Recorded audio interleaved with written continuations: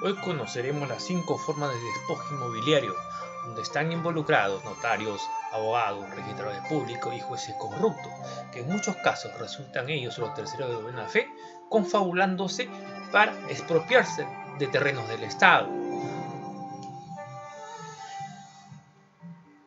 Aquí una explicación más clara del Dr. Gunter González, un abogado reconocido y profesor universitario.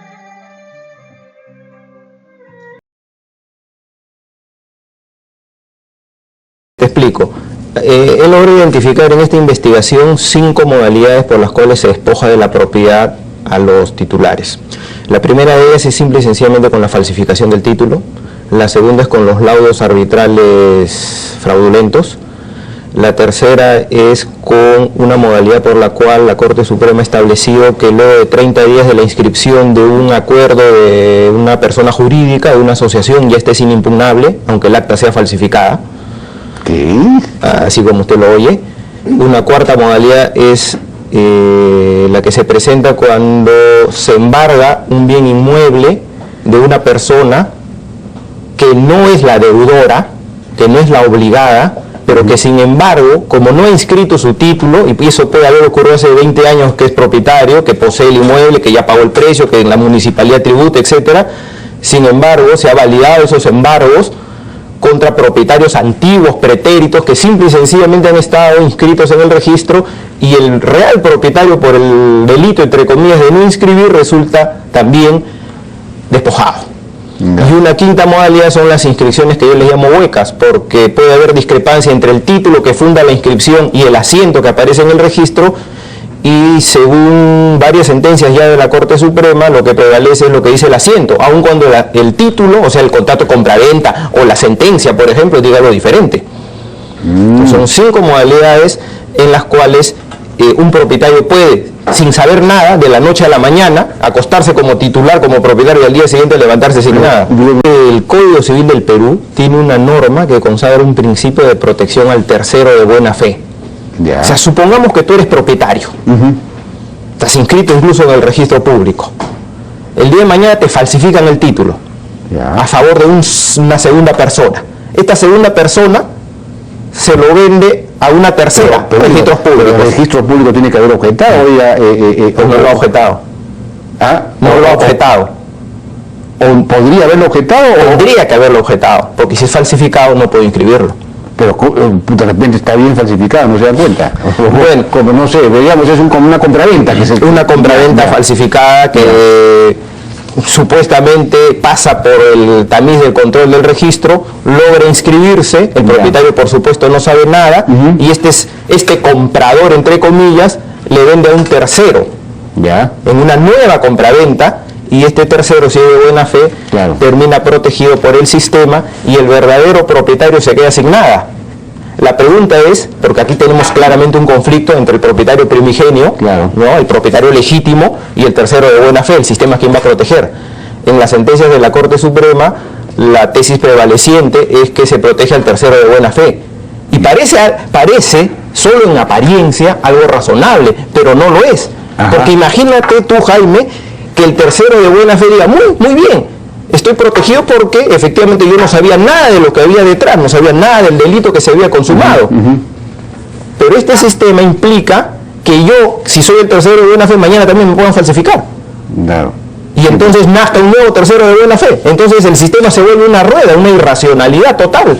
Porque al protegerse la falsificación, aun cuando sea el tercero, implica que ese tercero en realidad también queda desprotegido frente a una nueva falsificación. Claro. Ahora, ¿cómo quedaría ese tercero que compró de buena fe protegido si es que en realidad protegemos al propietario original, que es como usted dice, debería hacerse? ¿Qué clase de compensación recibiría el que compró de tercera fe, de buena fe? Fíjate, en todos los casos del fraude inmobiliario, el Estado, directa o indirectamente, es responsable. ¿Por qué? Si el registro falla al inscribir un título que no debía inscribir, es responsable. Hay una culpa de por medio.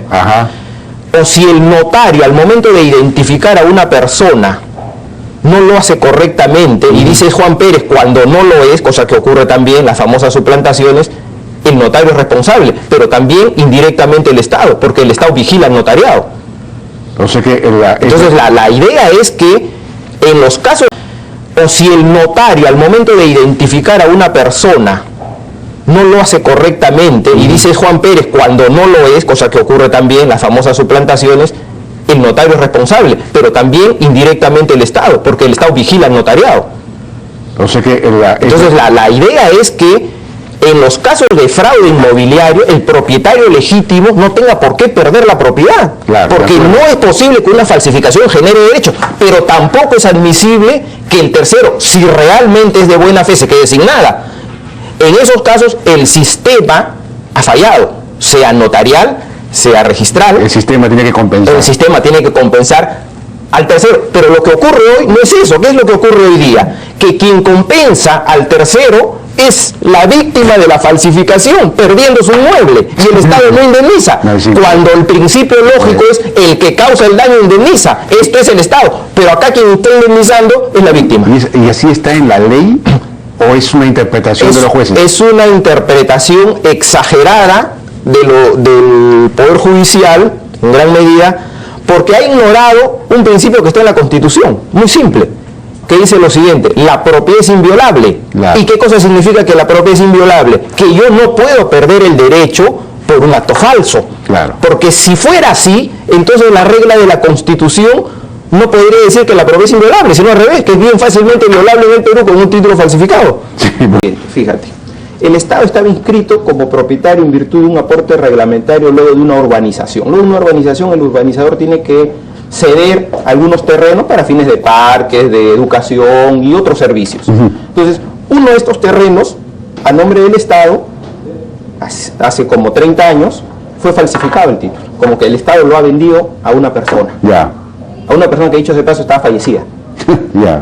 Esta persona fallecida, entre comillas, nueva propietaria del inmueble, aparece ya inscrita en el registro público, ojo que pasó el título falso, pero el Estado advierte la falsificación y entabla una demanda judicial de nulidad del acto jurídico, de nulidad de la compraventa. Y anota la demanda en el registro para evitar el famoso tercero de buena fe, porque ya cualquiera va a ver en el registro que efectivamente hay una demanda que está impugnando ese contrato. Pero fíjate hasta dónde llegó la organización mafiosa en este caso, que falsificaron una resolución judicial que levantaba la anotación de la demanda. O sea, falsificaron un título para que la partida registral quede nuevamente limpia, como si no hubiese ningún gravamen. Y una vez que falsificaron e inscribieron la resolución judicial de levantamiento de anotación de demanda, inmediatamente se lo vendieron a un tercero con un nuevo título falsificado. O sea, fíjate que hay, en este caso, 3 títulos falsificados. Increíble. Inscritos al hilo, incluyendo una resolución judicial. Es increíble. Esto es una cosa, pero Pero ¿qué pasó aquí? Que el predio, ojo, recordemos, es del dominio público. No es un predio de Juan o de Pedro. Y según la Constitución, el dominio público es inalienable, no puede venderse. ¿Qué cosa significa? Que ni siquiera con un título legítimo el funcionario podría venderlo, salvo desafectación, pero cosa que no ha ocurrido. Pero en este caso, según la sentencia del Poder Judicial, con título falsificado sí podía venderse. Lo que no tiene lógica, porque si con título auténtico no puede venderse, porque según la Constitución es inalienable, ¿cómo puede venderse con título falso? Pero la sentencia reconoce que el título es falso. Advierte que es falso. La sentencia reconoce que el título es falso, pero hace la operación adicional siguiente: hay un tercero de buena fe que ha comprado y que por lo tanto y por lo tanto se vuelve invulnerable. El único problema es que para la Constitución no se puede vender, ni para tercero, ni para cuarto, ni para quinto de buena fe. Porque hay un régimen protector que nace ya de la Constitución y no de una ley para ese tipo de bienes, porque si no mañana pues las playas, el mismo Palacio de Gobierno podría ser inscrito con un título falso y lo desalojan al presidente de la República. En este caso, en la sentencia de la Sala Superior, el actual presidente de la Corte de Lima sacó un voto en el que dice simple y sencillamente que, a pesar de que es un bien del dominio público, tratándose de un tercero de buena fe, no hay nada que hacer. Eso es lo que dice textualmente.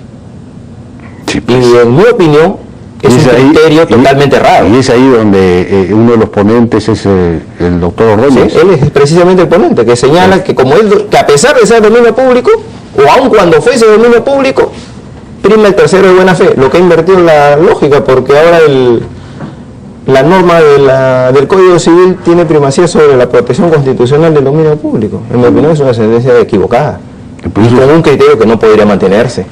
Ahora esto debería llegar pues al Tribunal Constitucional. El Tribunal Constitucional no se ha ocupado expresamente, lamentablemente, nunca se ha ocupado de un tema de falsificación del título de propiedad. Pero efectivamente podría ser un caso que el Tribunal Constitucional podría decidir a favor de los propietarios de la propiedad privada, de la seguridad jurídica, porque hoy cuando nosotros, cualquiera de las personas que nos ven en sus casas, y que piensan que tienen una seguridad absoluta con una propiedad inscrita, no es tan cierto, porque con una falsificación eso podría desmoronarse. Que ocurrió en la ciudad del Cusco, en el cual falsificaron el título de propiedad de una señora, pero con el añadido de que fue asesinada. O sea, el asesinato fue con motivo de falsificarle el título y apropiarse de su casa. Pero no fue asesinada. Fue asesinada. Fue asesinada la señora. La causa fue la falsificación, fue el motivo del delito. ¿Ya? Y este señor lo vende al tercero de buena fe. Entonces, cuando el caso llega a la Sala Civil del Cusco, obviamente se le da con este criterio difundido que viene de la Corte Suprema, se le da la razón al tercero de buena fe, pero con un argumento que es increíble, porque se dice que el propietario no tuvo diligencia para anotar la demanda de nulidad del contrato. La pregunta es, no sé a qué propietario, no creo que se refiere a la persona fallecida. Supuestamente se tiene que estar refiriendo a los herederos de esa persona, pero tú ponte en ese caso. Fallecido el familiar, uno estaría pensando que le han falsificado el título, que va a tener que anotar una demanda, que va a tener que plantear una nulidad de contrato. Creo que es la última hipótesis que uno se podría formular. Así es. Sin embargo, la sentencia dice que hay una negligencia del propietario por no anotar la demanda. Qué horror, qué horror. Ese caso está en trámite. Bien, usted va a publicar un libro sobre estos temas, ¿no? Con una radiografía, digamos, de las distintas modalidades de despojo.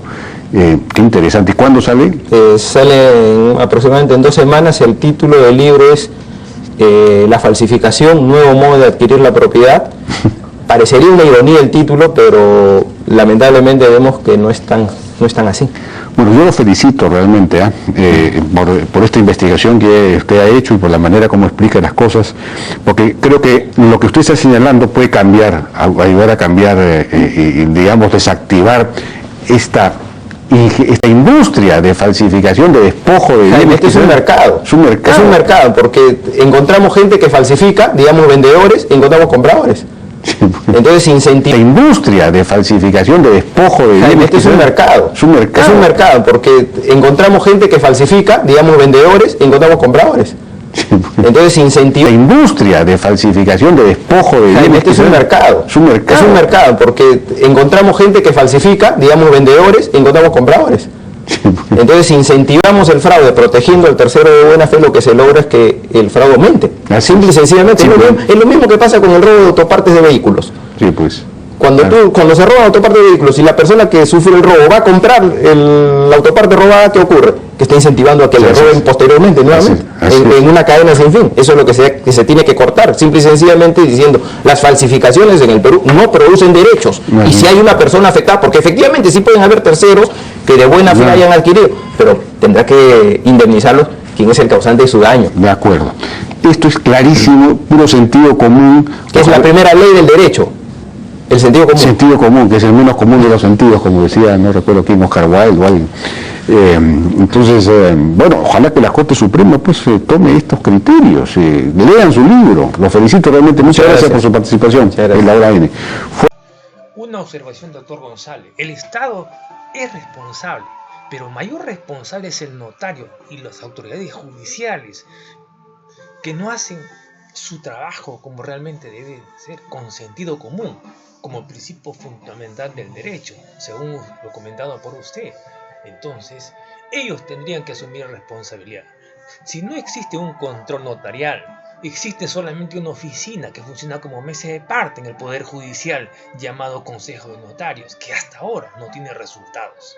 doctor, ya tenemos 200 años de vida republicana y el Congreso y la representación nacional no emite una ley notarial donde ellos se hagan responsables de todos los males que provocan a la gente más necesitadas.